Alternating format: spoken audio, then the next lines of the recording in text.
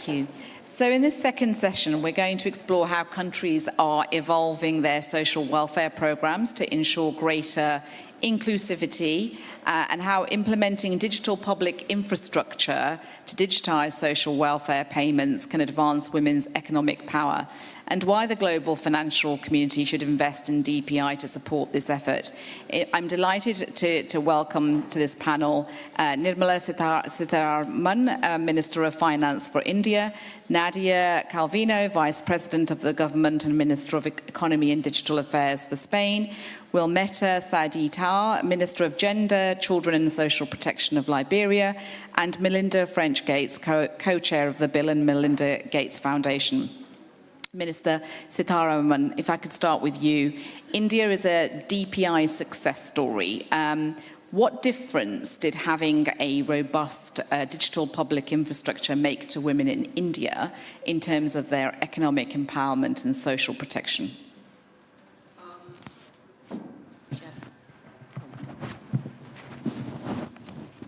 Thank you very much for giving me this opportunity. Yes, I'm very happy to say that the digital public infrastructure that we've created has actually made a big difference in general and for women in particular. There are some data points which I'll, of course, look into my pad and tell you about. But the first thing is public money, taxpayers' money, and its efficient use without any pilferage has been, I can say, 100% achieved. In that, till then, giving benefits, whether it's pension, whether it's child care allowance, or maternity allowance, or giving women nutrition through pre-packed food, or giving them money to take care of themselves during pregnancy. All these were happening even before. But the moment we have identified through a biometric system, each one of our citizens, and in that women have been brought into financial inclusion through opening of bank accounts, today we are able to send most of the benefits directly to the accounts.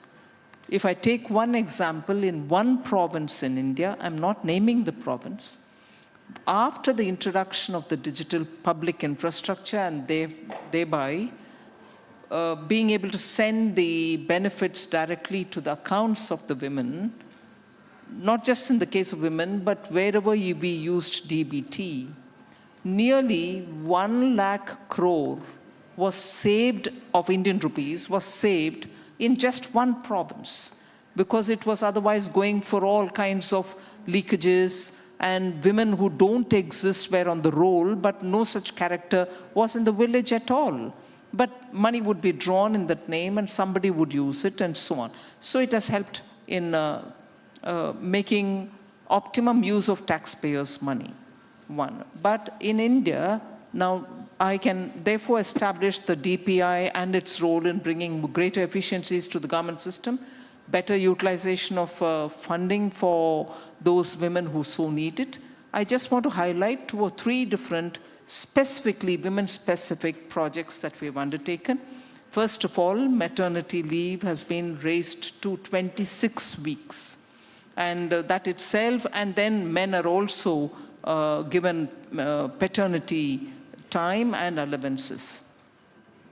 One of the futuristic scheme that we came up with was women's group exist in villages. They get some corpus fund from the governments. They undertake their own self-employment propositions. The women group decide as to who should be given the money for help. Banks can also chip in and they will carry on with their individual businesses. Through the budget now, what we've announced is this self-help group, as we call it, in the villages. They can be women's group of, say, 30 women, 100 women, 20 women, or even a larger group of women. Now, we've made it possible for them to get money from the government through some viability gap funding also from the banks. They will now be the procurers of grain locally produced. They'll also build silos and storage capacity, which they themselves will manage. So the farmers would store their grains there and then they can sell it when they want at a better price. So the women have become now agents of procurement of grain in the villages and storage as well. Thereby, they actively engage in determining the price at which they like to procure and also determining the time when the farmer will be advised to be able to sell it when he wants. The government also has brought in a national e-market, meaning a national agriculture market, which is e-run, electronically run. So government's e-NAM, we call it E, is Electronic National Agriculture Market, through which a lot of women themselves who are landholders get the benefit to identify where they find better market and sell it so they're not falling into the hands of middlemen. So that's also been encouraged.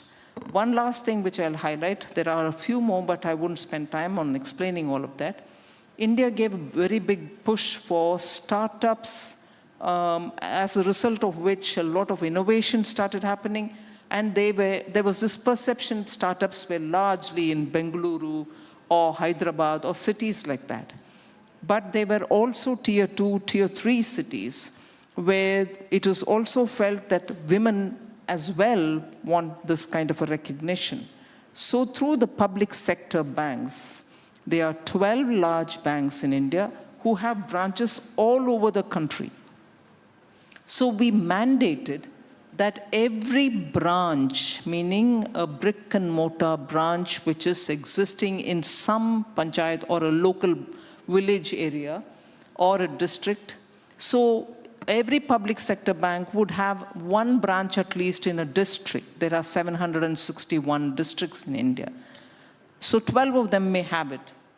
So we said, wherever there is at least one branch, there should be mandatorily a woman who should get assistance or loans at a concessional rate without collateral for them to carry forward their business. So this push which was given for startup was not just urban phenomena. We called this scheme as stand-up scheme.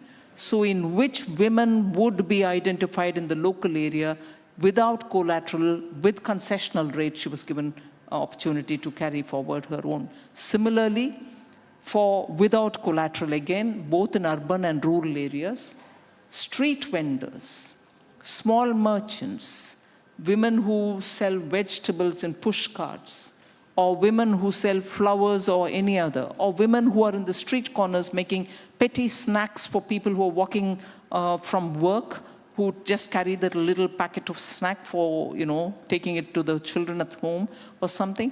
So such merchants who depended on coming and standing in the open, but preparing food and serving for small purchases, they were also extended what we call the Mudra scheme, where they got loans without having to give any collateral again. When we introduced it, people thought this will just flop. People might take the money and go away. They wouldn't repay it. But today we find that that's become a very big multiplier in that people are happily taking the money, returning it, and again taking more. So we've expanded the scope of this as well. So there are several such, but we find the performance of bank accounts where women have been given assistance are actually doing very well. They never become non-performing assets. Thank you, Minister. Thank you for those very powerful examples.